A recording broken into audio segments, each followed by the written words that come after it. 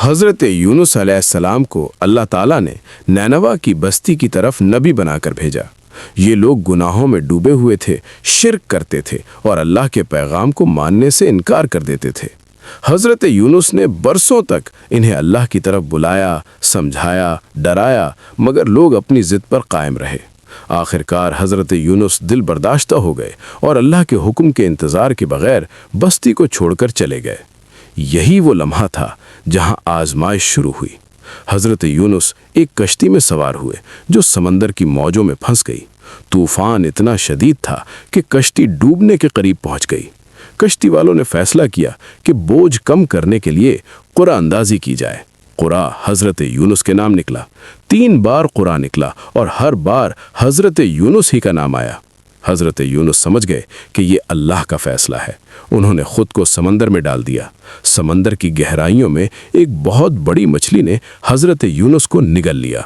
اندھیرا، سمندر کا اندھیرا، مچھلی کا پیٹ اور اس کے اندر حضرت یونس۔ مگر یہ موت نہیں تھی، یہ اللہ کی رحمت کا آغاز تھا۔ اسی اندھیرے میں حضرت یونس نے وہ دعا مانگی جو قیامت تک توبہ کی سب سے بڑی مثال بن گئی۔ لا الہ الا انت سبحانک انی کنت من الظالمین۔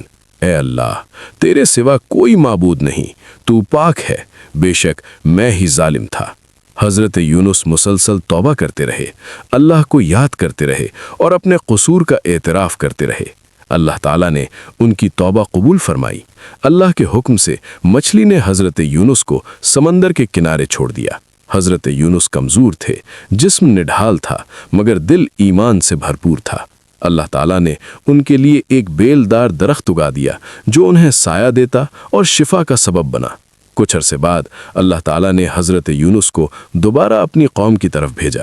اس بار جب حضرت یونس نینوا پہنچے تو حیران رہ گئے۔ وہی قوم جو پہلے انکار کرتی تھی اب اللہ سے ڈر رہی تھی، توبہ کر رہی تھی اور ایمان لا چکی تھی۔ اللہ تعالیٰ نے اس قوم پر سے عذاب ٹال دیا اور انہیں بخش دیا۔ یہ تاریخ کی واحد قوم تھی جس نے عذاب آنے سے پہلے سچی توبہ کی اور اللہ نے انہیں معاف فرما دیا۔ حضرت یونس کی کہانی ہمیں سکھاتی ہے کہ اللہ کی رحمت کبھی ختم نہیں ہوتی۔ اگر آپ آج کسی مشکل میں ہیں، اگر آپ خود کو تنہا محسوس کر رہے ہیں تو حضرت یونس کی دعا کو یاد رکھیں۔ لا الہ الا انت سبحانک انی کنت من الظالمین۔ یہی ہے تاریخی آواز جو ہمیں ماضی سے سبق دے کر حال سنوارتی ہے۔